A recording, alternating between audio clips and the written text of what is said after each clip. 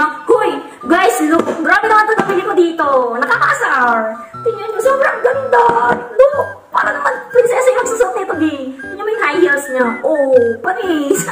Sobrang ganda. Tingnan mo, isuot natin. Testing. Ganda naman talaga. Yung paa ko lang ang paa. Ay, ang ganda talaga. Yung paa ko lang yung paa. Tingnan nyo naman.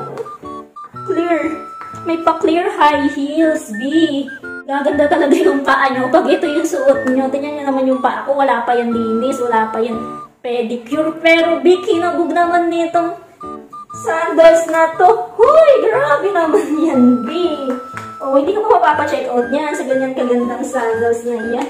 Huy, sana all talaga. Sabi ko sa inyo, ang ganda niya pag nakasuot kahit ang pangit ng paa ko, wala pang pedicure. Gumaganda siya, B, gumawa nitong sandals na to. Huy, ang mura ko lang nito nabili, B.